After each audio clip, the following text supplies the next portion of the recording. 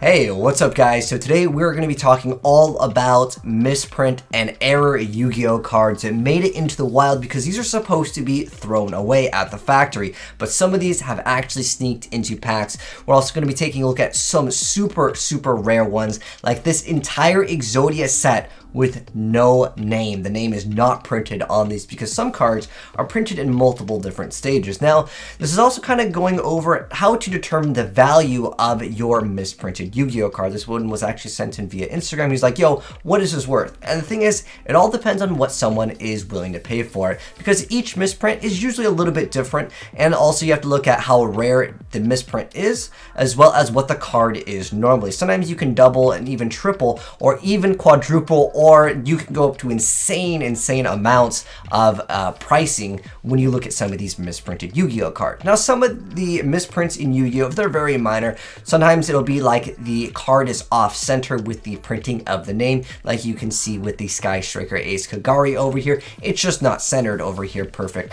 You can also see sometimes when the card is printed, the edge of the crimping in the pack when they are basically printed and when they're cut off, you'll actually see some damage to the cards, but it is kind of a miscut more than a misprint. But usually these ones aren't very insane. You also have people listing some strange alternate art, which this is not altered art. This is basically left in the sun to actually have the card basically lose some of the color. But there's a lot of different things that people will be listing, and some of these are actually worth quite a bit of money. We're gonna get into some insane ones, guys. So if you guys enjoyed the video so far, you'll drop a like on it for crazy Yu-Gi-Oh misprints we're about to show over here. So some of these Yu-Gi-Oh cards, you've probably seen this one a lot. This one is a lot of times seen in people's binder. This is usually a card that is used to test the ink levels with the printing, and we know once it starts running dry, they need to replace it. These are all supposed to be thrown away.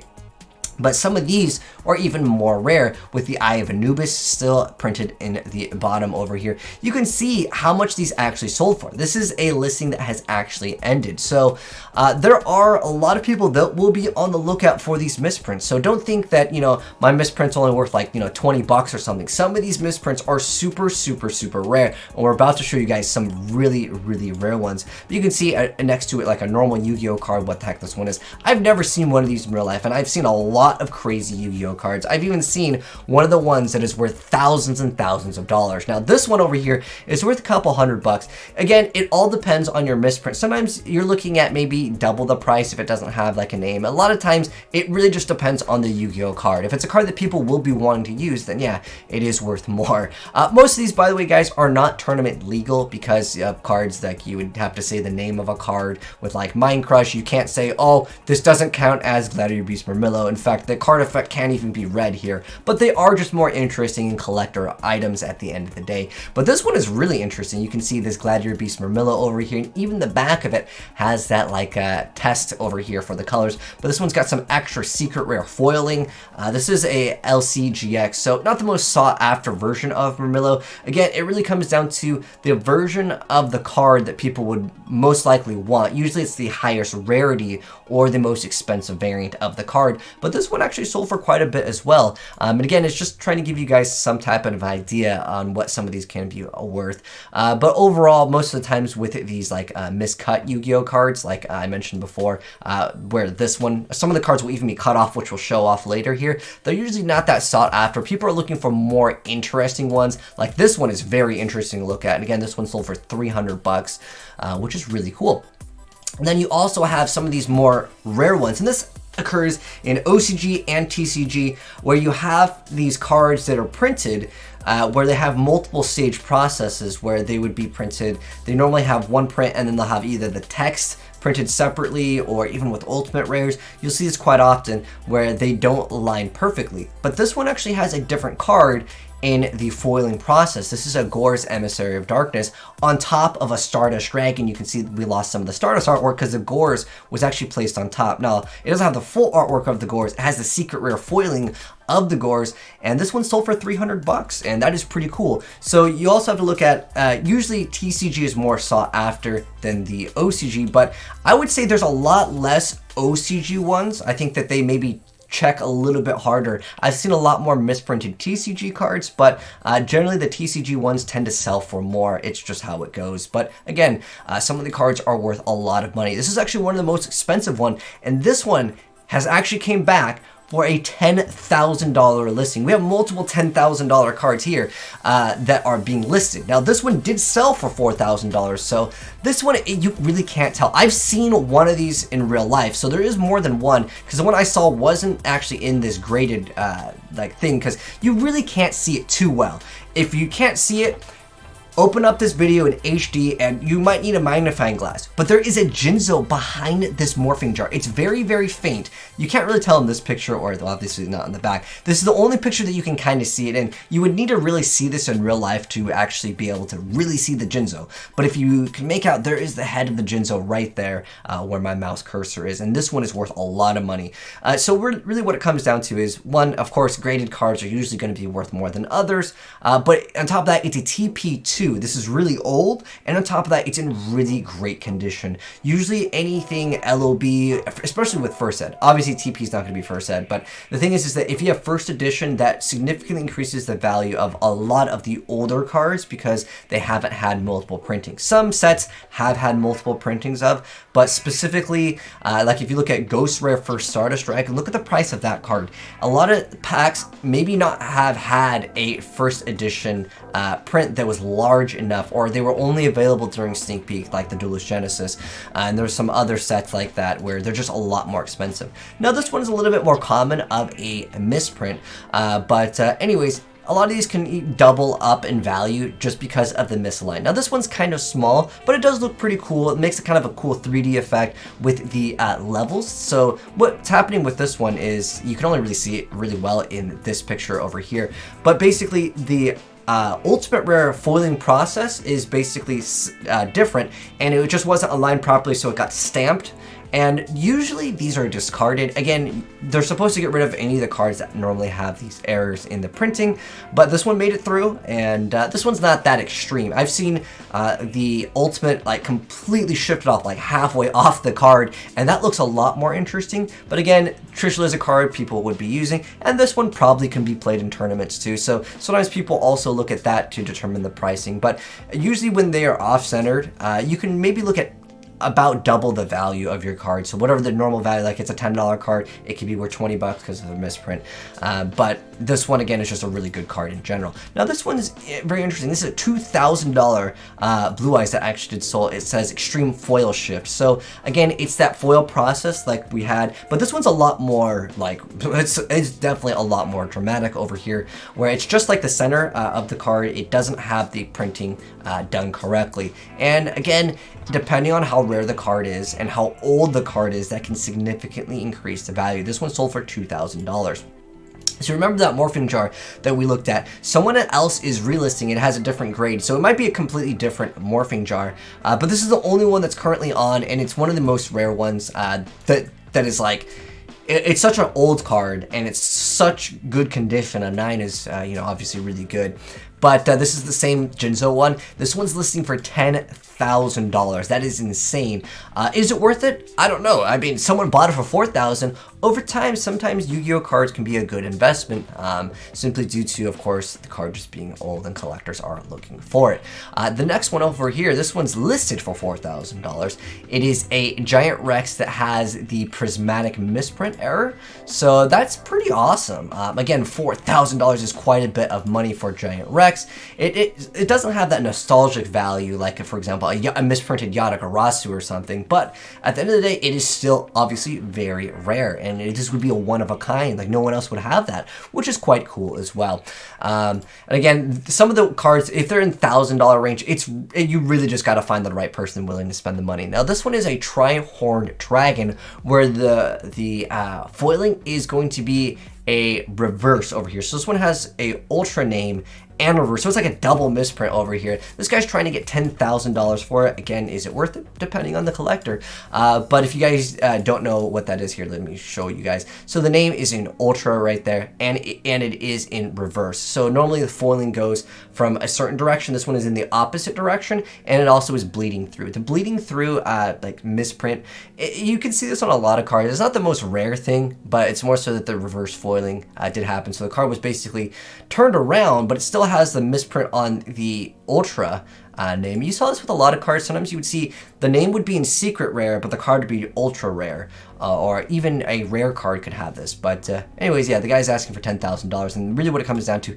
is a secret rare over here that is reversed over here. So it's supposed to be diagonal left to top right, while this card runs the opposite direction over there. So that's kind of cool. And then there's also these miscut ones. This is another miscut one, but it's basically just off-centered. I would say these ones aren't that sought after. I mean, you could maybe get the same value, maybe double, but again, this is not the most expensive card. You can see there's 2 bids for it. Sometimes people just like having a card that no one else has, but this misprint over here is relatively common on a lot of cards, because what happens is sometimes the entire booster pack, sometimes the entire booster box will all be like this, because if one slips by, more than likely the rest of them slip by. And what that is basically when they're cutting the cards, the thing isn't perfectly aligned, and if they're really bad, they will usually get thrown away. And some of them are so bad that you can't even play them, which we'll get into in just a moment over here.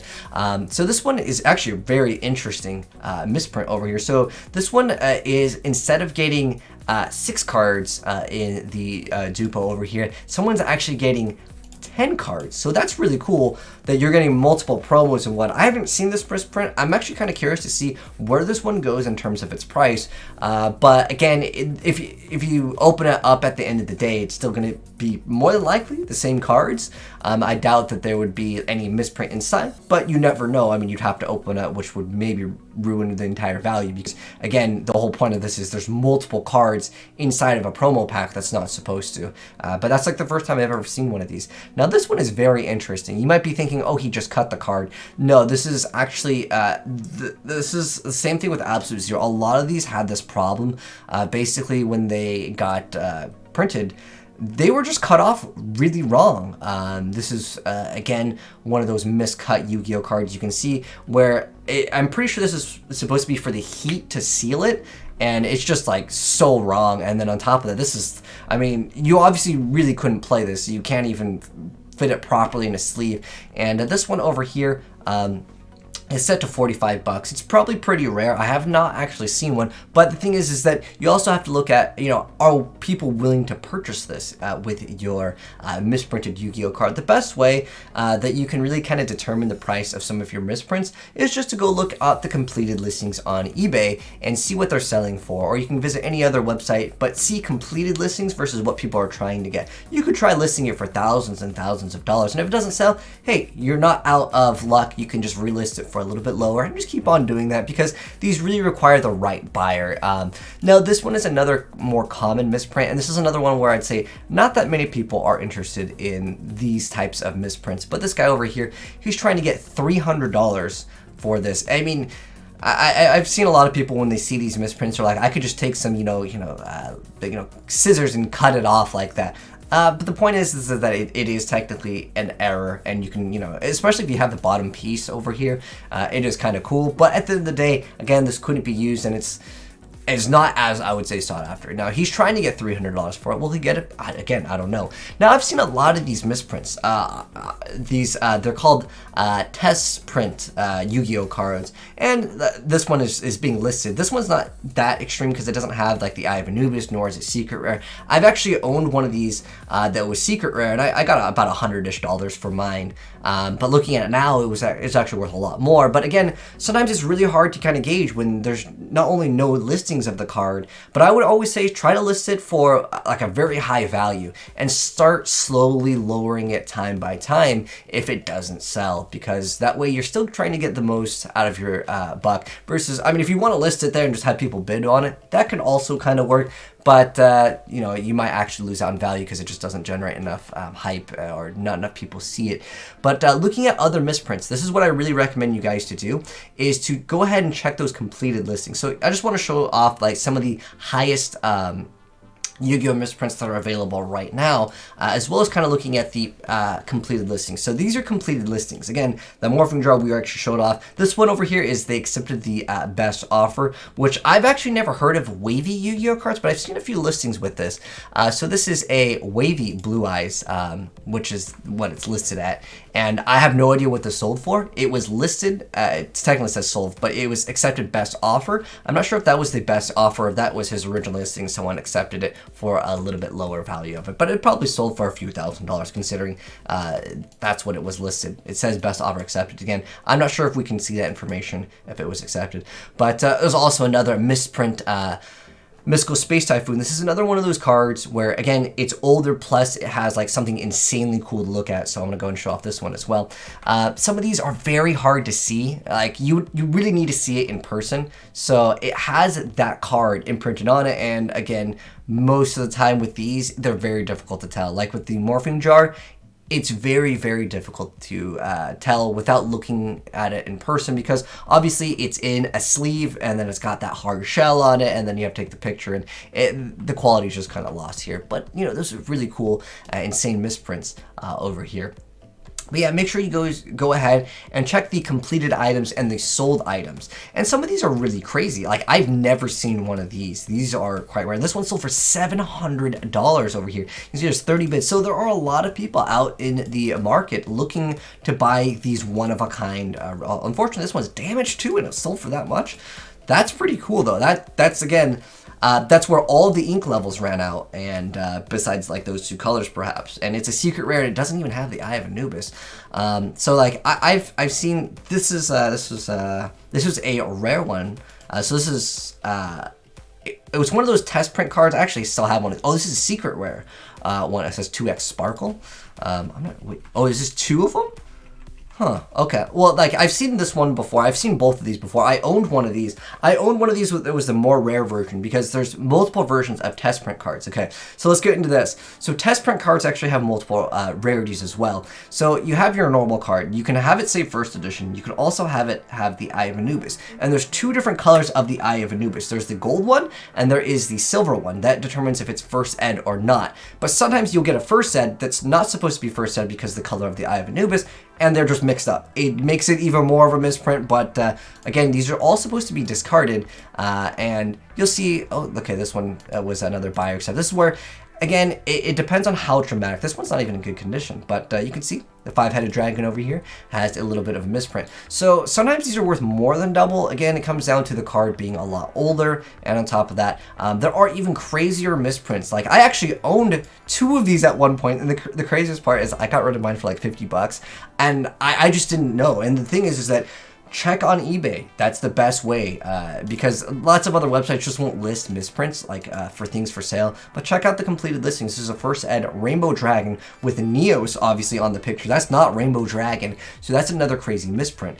Over here we have Gaia, and I wouldn't think Gaia would be a very expensive card, but remember, looking at the set, that's important. This is a very, very old card over here, and to have it like misprinted, it could be worth a lot more. So when I say maybe double the value of certain things with the name is misaligned or the foiling is off, if the card is older, it could be worth a lot more. But on average, that's what I've been seeing I'm mostly looking at cards that are like $5 and they'll go up to like $10. That's generally, again, unless it's like a super, super rare misprint, because you also have to look at that. But anyways, guys, hopefully you guys enjoyed this video. Again, it's something completely new that I haven't really done before, and I thought it was quite interesting. But let me know, guys, what you think of some of these crazy misprints down below. And if you have any crazy misprints, I love seeing what you guys have in the community, because some of these are so rare. People don't list them on eBay. They just keep them in their binders forever. In fact, I got one that's really, really insane. I actually showed this off in one of my videos before, but here is a Kaiku the Ghost Destroyer. Now this one, you can see that it has the entire foil on it. But the name, I don't know if the camera will pick it up, but you can see the name. Yeah, you guys can see the name. It's imprinted on the card. It says Kaiku the Ghost Rare, and you can see his beads over here, but you can't see him. He is like the ultimate Ghost Rare. Now this one I just keep in my binder. I don't even know what it's worth, but maybe one day I'll list it on eBay. But I like having some like very rare stuff, just like a lot of you guys do. Just having these one-of-a-kind types of cards. But anyways, thanks for tuning in, guys. Hopefully you enjoyed the video. If you did, drop a like on it. If you're new here, hit subscribe, turn that bell so you don't miss out when we cover more crazy Yu-Gi-Oh! Misprints. Because I'll probably do an updated video on some of like the most expensive ones of all time. This is, I mean, we had multiple $10,000 listings. We had multiple $1,000 cards that were sold. So it's not too far-fetched to say that people will be spending thousands of dollars to get these one-of-a-kind cards. But thanks for tuning in, guys. I'll catch you in the next video. Have a good one. I'm signing out. Peace.